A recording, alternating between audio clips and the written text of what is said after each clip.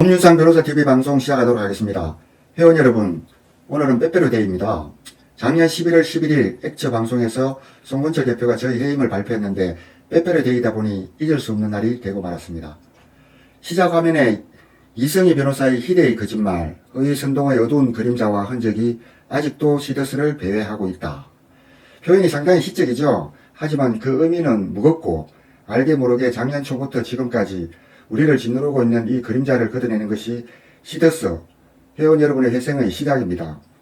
여러분, 이 구절을 방송이 끝나더라도 곰씹어 보시기 바랍니다. 오늘 방송 순서는 이렇게 감명하게 잡아봤습니다. 화면상의 방송 순서 구성하는데 좀 신경을 썼습니다. 왼쪽 시작과 오른쪽 끝나는 지점이 완전히 일렬이죠. 글자 수가 1번부터 6번까지 모두 10자로 동일합니다. 음배는 진한색, 이배는 연한색으로 처리했고 모두 334인데 4번 해임 이후 이변의 복수극, 이 부분만 433으로 되어 있는데 이거는 이변의 복수극이 역전패로 끝날 것이다 라는 것을 상징한다는 것을 보여주고 싶었습니다. 세종대왕께서 만든 한글은 참 과학적이고도 아름답죠.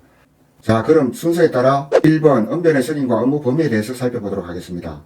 저는 12.12 사태를 울산에서 지켜봤고 SNS를 통해 상황을 주시하다 구속 적부심을 안 한다는 소식을 듣고 2024년 1월 2일 이상은 회장을 서울구치소에서 처음 접견하였습니다. 가능성이 그리 크지는 않았지만 주어진 권리이기 때문에 수사에 참여하지 않았고 본안 공판에 선임된 변호인도 아니어서 적부심을 청구하기로 하고 그날 방문 판매법과 서초서의 변호인 선임계를 받았습니다. 보시면 첫 장이 방문 판매법 위반 선임계고요. 두 번째가 서초서 사기 사건 선임계입니다. 구속 적부심은 기소 전에 해야 하는 것이고 기소 마감일이 2024년 2월 10일이어서 시간이 촉박했습니다. 그렇지만 나름대로 열심히 준비를 하여 2024년 1월 7일 서울중앙지법에 적부심 청구서를 내었는데 신문기일이 같은 해 1월 9일로 잡혔습니다. 신문기일 통지서인데요. 변호인 업륜사항 이렇게 되어 있고 사건 남바가 2024 초적사 구속 적부심사 이렇게 되어 있습니다.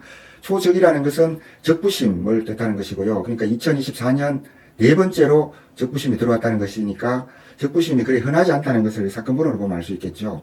신문기일은 2024년 1월 9일 화요일 오후 2시 10분으로 되어 있고 서울중앙지방법원 서관 319호 법정에서 열렸습니다.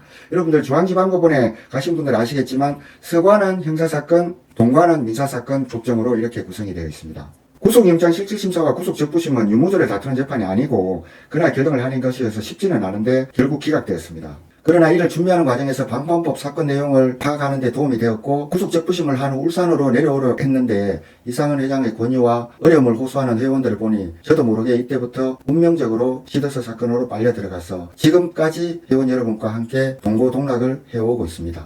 1월 2일 방문 판매법 위반과 서초서 사기 사건으로 변호인으로 선임은 되었지만 우리 사건은 규모가 방대한 사건이라 방문 판매법 사건의 공판은 LKB가 선임이 되어 있었고 서초서 사기 사건도 변호인이 선임이 되어 있는 상태였습니다. 저도 변호사이기 이전에 시더스 회원이기 때문에 사실 그때 저는 변호사로서의 업무의 실전과 회의를 많이 느끼던 시기였습니다. 그리고 이 사건을 맡게 되었는데 그때는 또 막상 맡게 되자 변호사 자격증을 가지고 있다는 것이 너무나 고맙고 다행이라는 생각이 들었습니다. 시더스 회원이라는 이 장점을 살려 다른 변호사가 하기 부적당하거나 어려운 일을 맡아서 하려고 마음을 먹었습니다. 이승희가 저에게 씌운 거짓 프레임 중 하나가 은변은 적견 변호사다. 심지어 집사 변호사이기 때문에 사건 의논할 일이 없다. 그리고 시골 변호사이고 어리버리해서 잘 모른다. 이런 거였는데 이 변호사 생각은 자유지만 실제로 그렇지 않다는 것을 화면상 법률자문계약상의 업무 범위를 보면서 말씀드리겠습니다.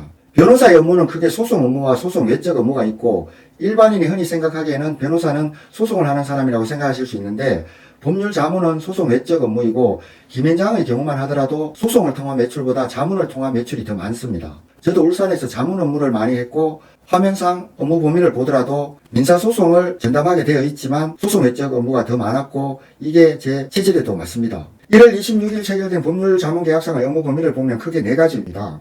첫 번째 이제 적견 업무인데 적견 변호사는 통상 경력이 얼마 되지 않은 변호사가 단순한 업무 연락 정도의 일을 하는 것인데 당시 적견 변호사가 따로 있었지만 제가 적견을 다녀보니 너무 많은 변호사들이 오고 회원들 중에도 자신들이 변호사비를 내어 선임하는 사례가 있어 이를 정리하지 않으면 큰 문제가 있을 것이라고 보고 제 입장에서는 정기적으로 적견을 하면서 이런 상황을 체크를 해야겠다 이런 생각을 했습니다. 그래서 경비 절감의 차원에서 제가 적견을 할 때 본사와 김상인 대행 김상인 대행은 이제 울산 본부장을 역임하다 보니까 저와 잘 아는 사이여서 업무의 효율성도 기할 수 있겠다 이렇게 생각을 했습니다. 김상인 대행과 원활한 업무를 소통을 하게 됐다는 것이죠. 두 번째, 이제 본사의 법률 지원을 보면 민사소송은 제가 모두 전담하고 기존에 선임된 변호사와의 업무 조율도 아주 중요한 일이어서 이에 대해서는 선임된 변호사들도 많이 협조를 해 주었습니다. 딱 한 명, 이성희 변호사만 제멋대로 하였고 조율이나 협조가 되지 않았습니다. 세 번째, 전국 본부 순회 설명회도 너무나 중요한 일이고 저희 적성을 잘 파악한 김상인 대행이 이 업무를 부탁하였습니다. 그 외 소송이나 수사, 기타 본사를 포함한 시더스 그룹의 법률적인 문제에 대한 자문이나 대응도 업무 범위에 있었습니다. 이를 보면 여러분, 제가 몸이 10개라도 모자랄 것 같지 않습니까? 저는 옛날부터 어디 들어가면 항상 일복이 많았는데 시더스도 역시 예외는 아니었습니다. 그런데 세상 참 야속하죠. 이성희 적견 변호사 프레임에 회원들이 어찌 그리 잘 넘어가는지. 두 번째로 이변의 선임과 잠입 목적입니다. 저희 경우는 언변의 선임과 업무 범위를 했는데 왜 이변은 잠입 목적이라고 했냐고요? 아시는 회원들도 많으실 것 같은데 처음에는 몰랐지만 이변이 단순히 변호하기 위한 목적으로 시더스에 온 것은 전혀 아닌 것 같지 않나요? 그동안의 이변의 말이나 행동을 보면 말이죠. 제가 회생법원에 낸 의견서에도 이런 내용을 적어내었습니다. 이변은 그의 이력을 보면 가는 곳마다 변호는 하지 않고 조직을 흔들고 갈라치기 하고 결국은 조직이나 단체를 어렵게 할 뿐 아니라 그 단체에 속한 구성원들을 힘들게 한다고요. 자기는 그런 뜻이 아니라고 할지 모르나 흔적은 그렇게 남아있는 걸 어떡하겠습니까? 저는 같이 변호인으로 선임되어 있었지만 돌이켜보면 지금까지 이변이 자기 의뢰인이나 시더스에 어떤 변호 활동을 하였는지 모르겠습니다. 잠입 목적이라고 했는데요. 잠입 목적은 신탁을 통한 회사 들어먹기라는 것이 법원의 연이은 판결을 통해 점점 확인되고 있습니다. 회원 여러분들도 동의하시죠? 이에 판을 키워서 많은 피의자, 피고인들을 선임하는 것도 될 수는 없겠네요. 앞으로 점점 구체적으로 밝혀질 것이고 여러분들도 관심을 가지고 주의하셔야 피해복의 길이 더 앞당겨질 것입니다. 세 번째로 이변의 해임과 해임 사유입니다. 이변이 해임된 사유는 너무도 많지만 딱 두 가지만 근거를 통해 말씀드리겠습니다. 이변이 방판법 사건으로 선임된 것은 2004년 1월 15일경이고 실제 법원에 선임계를 제출한 날은 같은 해 1월 22일입니다. 저는 초기에 사건 파악을 위해 접견을 자주 다녔는데 이변은 서울구치소가 접견을 잡기가 쉽지 않다 보니 저에게 접견 가는 날 동반 접견, 즉 접견 신청을 하지 않았더라도 다른 변호사가 신청한 접견일에 같이 들어가는 것인데 이를 신청하여 접견을 가는 경우가 여러 번 있었습니다. 유튜브에 나온 문서는 2024년 1월 23일 작성된 것인데 글씨체를 보면 휴가일기어 쓴 것처럼 보이시죠? 전날은 이변과 동반 접견을 간 날이고 제가 먼저 접견을 하고 이변에 후회하기로 했는데 이상은 회장이 같이 하자고 하여 같이 있는 자리에서 이변이 저런 내용으로 적어달라고 불러주고 이상은 회장이 받아선 내용입니다. 저런 경우가 여러 차례 있었던 것으로 보입니다. 이변은 이런 식으로 구치소에 있는 이상은 회장으로부터 신탁 이외에 자기에게 유리한 여러 가지 문서를 받을 것으로 보이는데 이에 대해서는 향후라도 밝혀내야 될 부분입니다.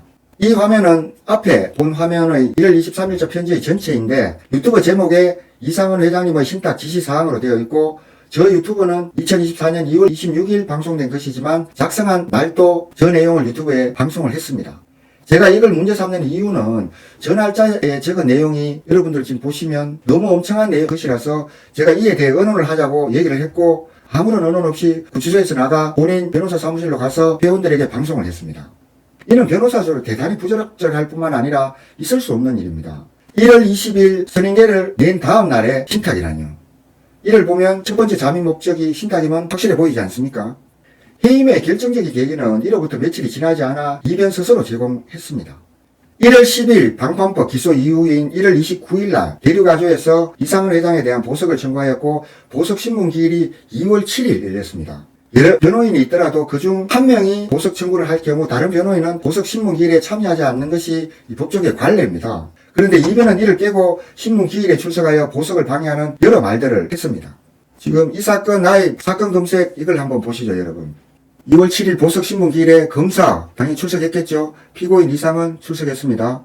근데 그다음부터 이제 변호인 그때 당시 선임되어 있던 변호인들입니다. 변호인 주원 불출석, 변호인 이종건 불출석, 변호인 김양수 불출석, 법무법인 서정 불출석, 변호인 권나원 불출석, 변호인 대환, 법무법인 대환 불출석, 변호인 법무법인 산호 불출석, 변호인 한상호 불출석, 변호인 법무법인 LKBN 파트너스 그러니까 이 사건 공판을 맡은 법무법인인데 불출석했죠.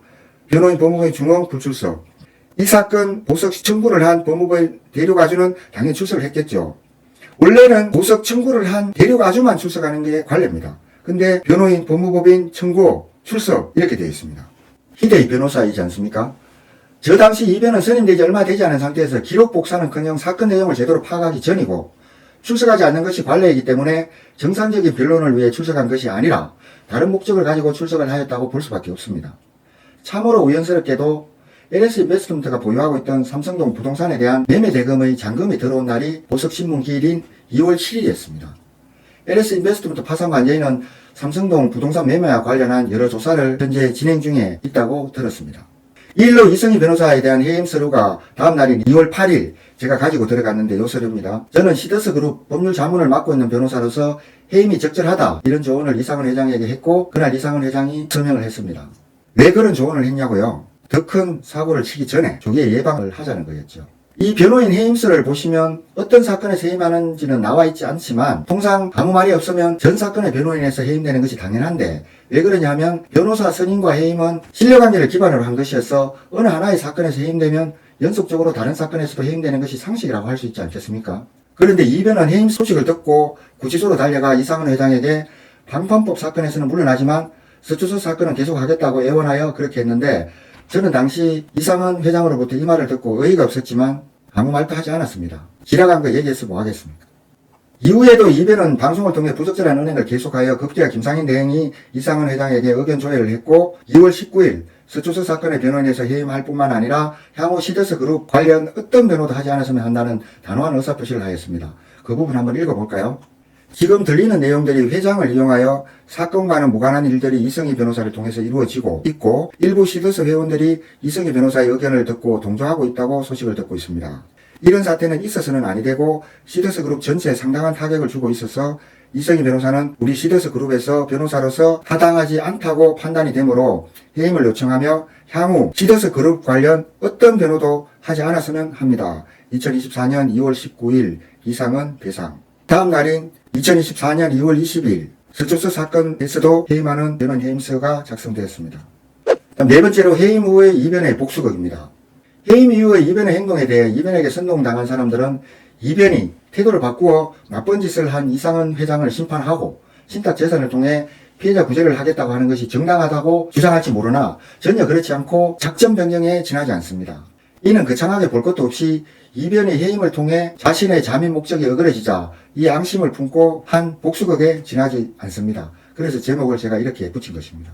지금까지 너무나 많은 피해자들이나 회원들이 고열 찬양 등 이변의 복수극에 동원되고 현재도 오매불망 이변의 유튜브를 보면서 희망 고문을 당하고 있습니다. 이변의 복수극은 4가지 정도를 들어보겠습니다. 첫째, 신탁을 통한 알박기. 둘째, 방판법 재판 분탕질하기. 셋째, 지환 관련자들 해코지하기. 넷째, 자기유사 주신 방판법 사건 분탕질하기. 다섯째, 회원들 갈라치기. 그 외 수도 없이 많을 것이고 앞으로도 계속될 것인데 빨리 진압하지 않으면 피해는 더 늦어질 수밖에 없으므로 여러분들 정신 바짝 차리셔야 합니다. 피해는 더 커질 수밖에 없으므로가 맞겠네요. 먼저 신탁을 통한 알박기입니다. 신탁의 신의 한순이, 신탁을 통한 회생이니, 신탁 수익자 지정이니 다 헛소리이고 이상한의 편지를 이용해 신탁 계약서를 위조하여 모든 자산을 넘겨가고 부동산에는 이전 등기를 한 후 이상은 회장이 돌려달라고 하자 낙장 불입 외치면서 부인의 소 판결이 내려져도 인정하지 않고 있습니다. 이게 신탁을 통한 알박기가 아니고 무엇입니까? 시행사업에서 알박기가 나오면 사업자는 물론 수분양자까지 엄청난 손해가 발생하는데 우리 시더스의 상황도 이보다 컸으면 컸지 작지 않습니다. 다음으로 방판법 재판 분탕질입니다. 이변은 방판법 재판 내내 자기를 선임한 피고인의 변호는 관심이 없고 오로지 이상은 회장 재판에서 분탕질을 하는 데 집중했습니다. 재판에 오신 분들은 보셨겠지만 이상은이 접견 변호사 엄윤상을 통해 옥중 경영을 하고 있다가 대표적인 것이고 이상은 측 증인들이 나올 때마다 불리한 내용을 유도신문하기 바빴습니다. 그 결과 형이 상향 평준화되고 결국 자기가 변호하는 피고인도 마찬가지 결과를 가져오는 것이죠. 세 번째, 지환 관련자들 해코지하기입니다. 이거는 점점 그 실체가 밝혀지고 있습니다. 여기에는 이변의 해임에 관련한 인물들과 사인을 받아온 저도 포함되어 있습니다. 이변은 지난 장땡땡 재판에서 장땡땡은 지환도 하지 않았는데 구속돼 억울하다고 변호하던데 참으로 한심합니다. 지환 관련자들을 구속시키기 위해 매출이나 여러 정황들이 나쁜 장땡땡을 같이 엮은 것이면 변호사들도 다 짐작할 수 있습니다. 이런 말씀을 드리는 이유는 2월 8일 자신을 해임시킨 사람들 대부분이 지환 관련자들이어서 이에 대한 복수의 일환으로 분탕질을 하였다는 것이죠. 세 번째, 관련 사건에 대한 분탕질도 방판법 재판 분탕질의 복사판입니다. 재판을 가신 분들은 보셔서 알 것입니다.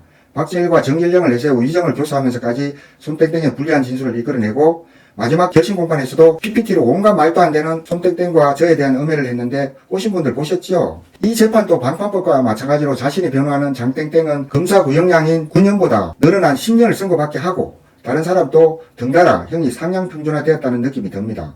회원들 갈라치기는 너무 일상화되어 있어 범위를 정하기 힘드는데 여러분들이 스스로 그 사례를 생각해 보시기 바랍니다. 다음으로 5번째, 언변의 해임과 해임 사유입니다. 2024년 8월 29일 이상훈 회장은 7년 최고형을 받고 구속되었습니다. 저로서는 변호인을 한 사람으로 참여했기 때문에 그동안 무죄를 주장한 부분도 있고 해서 2번에 걸쳐 사과를 한 바 있습니다. 이 또한 변호사로서의 숙명 중 하나라고 생각하고 크게 개의치는 않습니다. 그런데 그 이후 이상한 현상이 발생하고 있습니다. 이변척, 즉 신탁을 지지하는 쪽에서뿐만 아니라 과거 지환, 그 이후 액처 일부 사람들이 이변쪽보다 오히려 더 저를 음해하는 분위기가 있어 왔는데 그러다 보니 저는 양쪽 진영으로부터 모두 공격을 받는 과정에서 해임이 되었고 해임이 된 지 1주년이 되는 이 점에 대해 한 번쯤은 짚어보고자 합니다.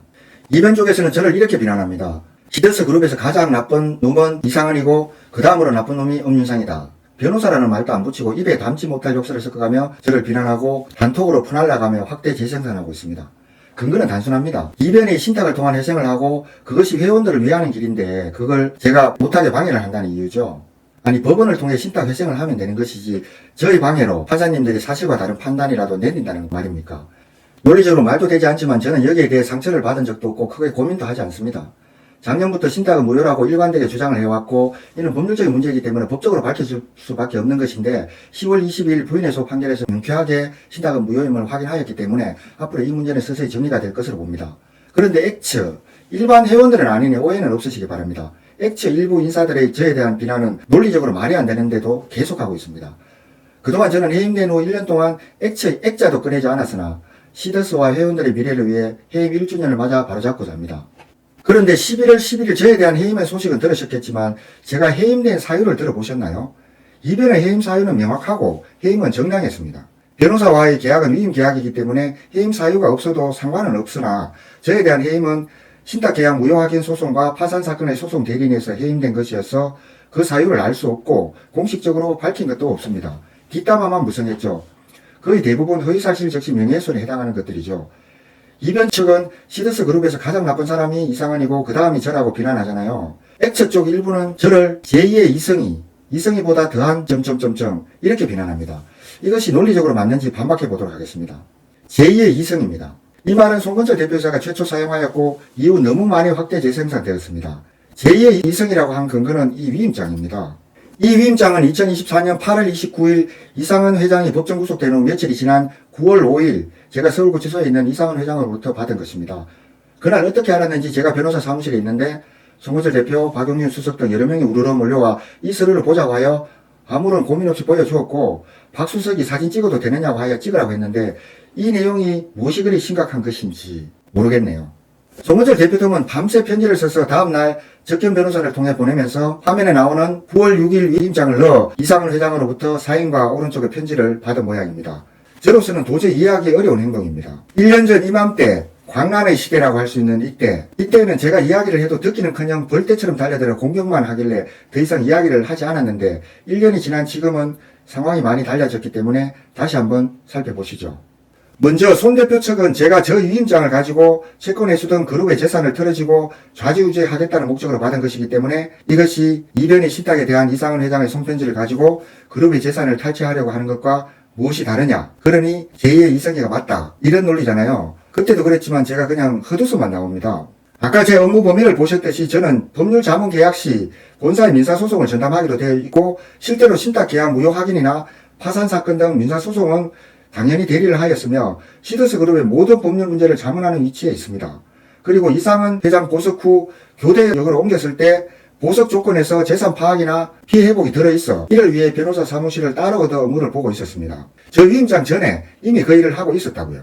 위임장이 있든 없든 위임장에 있는 내용은 제 업무 범위라는 그 말씀입니다. 그때 법률자문계약이 해지된 것도 아니었잖아요. 그리고 여러분, 저 계약서가 법적 효력이 있는 위임 계약서로 보이십니까? 그냥 굵은 사인펜으로 눌러 쓴 이상은 회장과 저와의 신뢰관계를 확인하는 정도에 불과합니다. 위임인이나 수임인의 주민번호나 주소도 없잖아요. 그리고 법적 효력을 원했다면 내용을 구체적으로 타이핑해서 날인을 받지 뭐하러 직접 저 내용을 다 쓰게 하겠습니까? 이와 달리 9월 6일자 문서를 한번 보십시오. 주민번호도 들어가고 여러 가지 점에서 법적 효력을 노리고 만든 계약서로 보이네요. 그렇지만 작년에도 마찬가지였지만 저는 저 위임장을 인정할 수 없습니다. 변호사법상 변호사는 변호사 아닌 자와 동업을 할 수 없고 소송 위임은 변호사가 아니면 원칙적으로 위임을 받을 수 없습니다. 무엇보다 수임인 중에 한 명인 저에게 아무런 상의나 동의도 받지 않고 저런 문서를 왜 만듭니까? 그리고 저 위임장을 단톡에 올린 이유는 무엇입니까? 9월 5일자 위임장을 가지고 제가 시더스의 재산을 옮겨지려고 하였다는데 2024년 1월 10일자 이 위임장을 어떻게 봐야 합니까? 위임인은 수임인에게 소송 외적 행위에 대한 모든 권한을 위임한다. 손 대표가 이를 봤다면 기함을 했겠네요. 이 위임장을 처음 보신 분들이 대부분일 텐데 이 위임장은 제가 1월 9일 구속 적부심 기각된 후 다음날 이제 울산으로 내려가기 위해 인사하러 갔을 때 이상은 회장이 일을 같이 하자 이렇게 제안을 하셔가지고 제가 그랬죠. 회장님은 안에 계시니 시더스나 회원들이 위기 상황을 맞이했을 때 제가 즉각 개입할 수 있도록 허락하실 수 있느냐 이렇게 해서 그에 대한 동의의 의미로 받은 것이고 이 위임장도 법적 효력이 아닌 신뢰관계의 표시로 받은 것이지 남에게 보여주거나 사용하려고 받은 것이 아닙니다. 9월 5일자 위임장을 근거로 저를 제2의 이승희로 만들려면 제가 그 이후에 다른 법적인 효력이 있는 문서를 만들어 시더스 그룹에 해를 끼치는 행위를 해야 성립되는 거 아닙니까? 자라보고 놀란 것은 소뚜껑 보고 놀란다고요? 속담을 그렇게 띄엄띄엄 해석을 하면 안 되죠. 자라보고 놀랐다면 소뚜껑을 보고 놀랄 수도 있으니 지레 놀라지 말라는 것을 경고하는 의미 아닐까요? 자라가 이승희이고 놀랐더라도 저는 소뚜껑이지 자라가 아니잖아요. 소뚜껑이 저를 보고 놀라셔도 안 되고 자라라고 취급을 하면 안 되죠. 여러분 1년이 지난 후 보니까 제가 제2의 이승희 같습니까? 저는 처음부터 이변의 신탁을 반대했으며 이상은 회장이 구속된 이후에도 이변과의 싸움을 피한 적도 없고 더 강하게 싸워왔지 않습니까? 이변으로부터 회사와 회원들을 지키기 위해 최선을 다해왔고 드디어 그 결실을 보고 있는 시점에서 자신 있게 말씀드릴 수 있는 것입니다. 어떤 결론을 도출하기 위해서는 여러 요건들이 필요한데 하나를 보고 열을 판단하는 것은 큰 오류와 불행을 초래할 수 있다는 점을 이번 사건을 통해 알 수 있지 않나요? 이 점에서는 이변이나 손 대표가 유사하다고 본다면 글쎄요. 제가 제2의 이승희가 아니라 손 대표가 제2의 이승희라고 표현할 사람이 있을 수도 있겠네요. 또 하나 두 진영의 일부 사람들은 말도 안 되는 논리로 저를 비난하고 음해온 점도 비슷하네요. 맞죠? 제가 한 진영이 아닌 두 진영으로부터 모두 비난을 받은 것은 저 위임장 사건 이후인데 1년이 지난 지금 생각해도 참 씁쓸합니다. 이변 쪽에 있는 회원들은 이변의 거짓 선동과 쇠뇌에 지금도 저를 비난하고 있고 X 쪽 일부도 이에 놀아나거나 심지어는 이변의 프레임을 선택적으로 차용해서 저를 공격하고 음해하는 사람들이 있습니다. 제2의 이승희에 이어서 이승희보다 더한 여러분 마침표를 하나 찍는 것과 2개, 3개, 여기는 4개인데 어떤 차이가 있죠? 심리 상태인가요? 이변의 거짓 프레임 중에 하나가 파산은 나쁘고 회생은 좋은 것이니 파산이 아닌 회생을 해야 된다라는 것입니다. 파산 선고를 전후하여 미쳐 돌아가던 그때 이변의 저 프레임에 놀아난 사람들이 한둘이 아니었는데 온갖 구호가 난무하던 그 시절 저는 인민재판 당하듯이 해임이 되었습니다. 참 무정한 것이 당시 파산을 막기 위해 얼마나 제가 노력했는지는 파산을 신청한 채권자들도 인정을 했고 법원도 알고 있었습니다. 이변은 항상 재판을 할 때 여러모리로 해서 법원에 관련 서류를 제출하지만 상권분립이 확립된 우리나라에서 재판은 여론이나 다수결로 하는 것이 아니라 법에 따라 하는 것입니다. 그런데 이변의 이런 말도 안 되는 프레임이 파산 선고를 전후하여 그 광풍의 시대를 지배하였으니 저는 해임이 된 게 슬픈 게 아니라 이변의 되지도 않은 저런 프레임에 많은 사람들이 녹아나는 것을 보고 시더스의 미래가 암울하고 슬펐고 그때 술도 많이 마신 것으로 기억합니다. 단톡방의 저 문자는 액처의 수석 폼장들이 앞다퉈 퍼날라 전국의 액처방 회원들이 얼마나 보았을지 궁금합니다. 원 작성자는 누구인지 모르겠습니다. 한번 읽어볼까요? 현재 엄 변호사가 파생관계인과 협력해 LS 인베스트먼트를 파산시키려 하고 있고 파산 신청에 적극 협조하겠다는 내용의 확인서까지 제출한 상태랍니다. 이럴 수가. 그래도 한때는 법률 자문 변호사였던 양반이 자존심이라고는 1도 없군요. 어찌 이변보다 더한 이게 그때 당시 센세이션을 일으켰나봐요. 저한테까지 올 정도였으면. 참 답답합니다. 파산관계인이 무슨 저승사자입니까? 그리고 이변이 무슨 신탁으로 구원해줄 천사라도 됩니까? 법원의 대리인인 파산관계인은 법과 회생법원이 정해진 규칙에 따라 업무를 집행하는 사람이고 이변은 사인에 불과한데 이번 부인의 속 판결문 다시 한번 꼼꼼히 읽어보시기 바랍니다. 그리고 제가 유튜브에서 왜 공부를 하라고 하겠습니까? 단순히 책을 통한 공부만이 아닌 생각을 좀 하시라는 겁니다. 논리가 아닌 제3자의 말이 더 잘 통하는 세계가 우리 시더스의 세계입니까? 이변만 나오나 할 게 아니라 이변의 프레임에 놀아나는 것도 모자라 이를 더욱 확대 재생산하는 사람들도 이변과 함께 현 사태에 대해 연대 책임을 져야 합니다. 잘 들어보세요. 저때 당시는 시더스 인베스트와 시더스 힐링 플랫폼이 이미 파산이 되었던 때이고, 저 말대로라면 시더스 인베스트먼트의 소송 대리를 한 화우에 대해서는 왜 아무런 이야기를 하지 않는 것인지 모르겠네요. 그리고 확인서를 제출했다는데 이 확인서는 절차상 받는 것이고 다 적어줍니다. 그럼 안 적어주고 어린애처럼 떼쓰고 버팁니까? 아마 이상훈 회장도 적어주었을 것이고 시더스 힐링 플랫폼 대표인 노원엽도 적어주었겠죠. 파산 관련이 법원에 미리 절차상 필요하여 제출하는데 누구에게 일방적으로 불리한 내용의 서류를 만들 수 있겠습니까? 저는 LS 인베스트먼트의 대표로서 당시 상황에서 어떤 결정이 가장 회원들을 위한 것일지 생각해야 했는데 그 생각을 답변서의 기록으로 남겼습니다. 제가 답변서에 명시적으로 파산에 반대한다거나 찬성한다는 의사를 표시한 것은 없습니다. 제가 방송에서 여러 차례 말씀드린 것처럼 파산은 찬반의 문제가 아니라 현실의 문제이고 요건이 갖춰지느냐에 따라 결정되는 법률적인 문제입니다.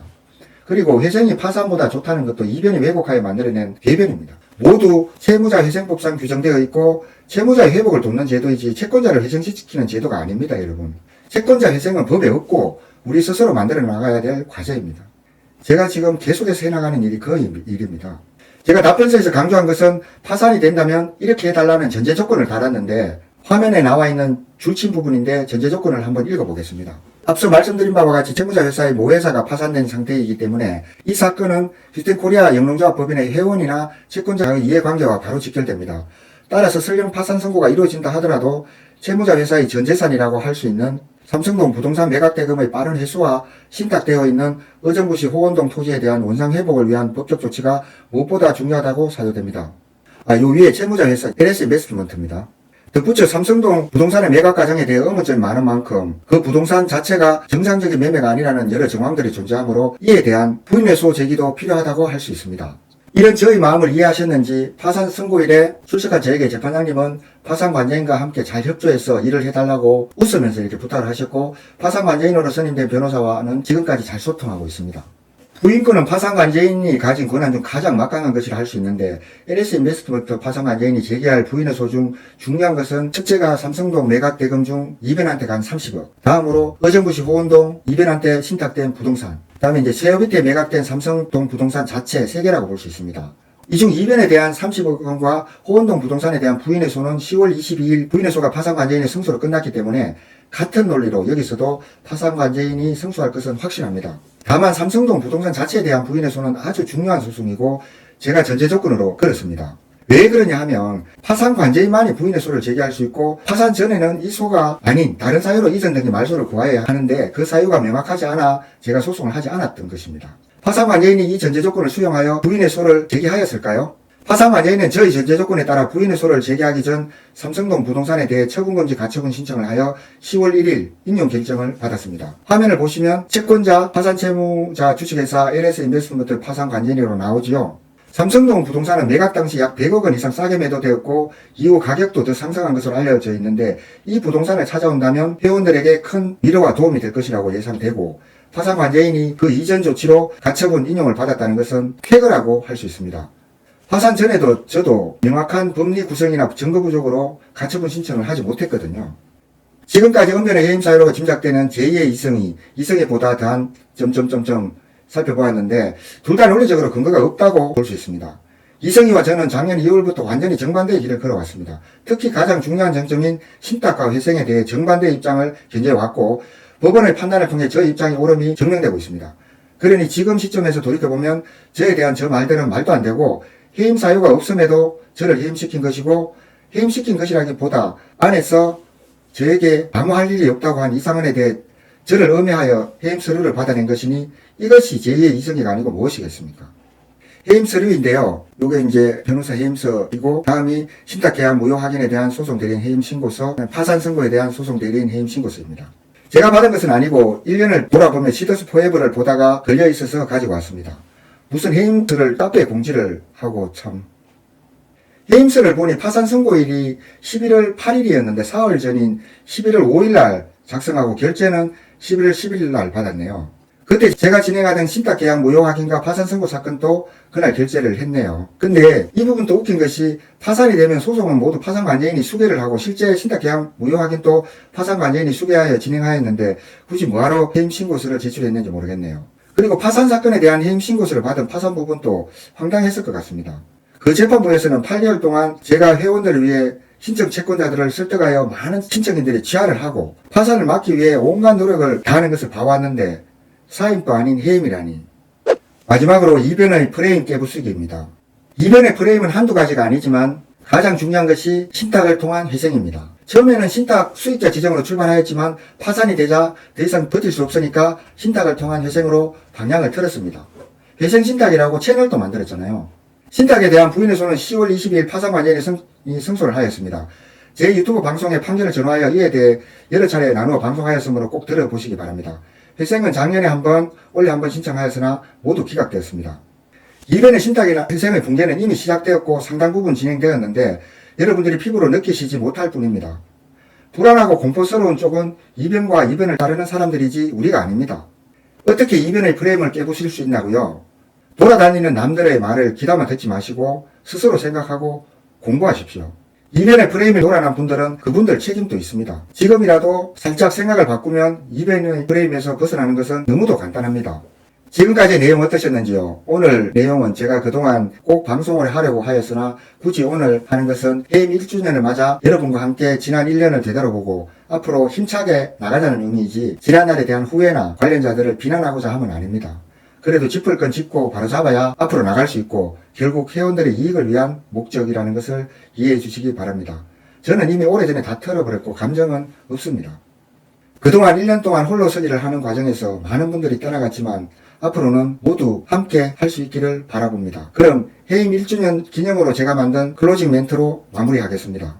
지금까지 국내 최고의 이성희 변호사 전문가를 자부하고 국내 제1의 시더스 전문 변호사를 지향하는 엄윤상 변호사였습니다.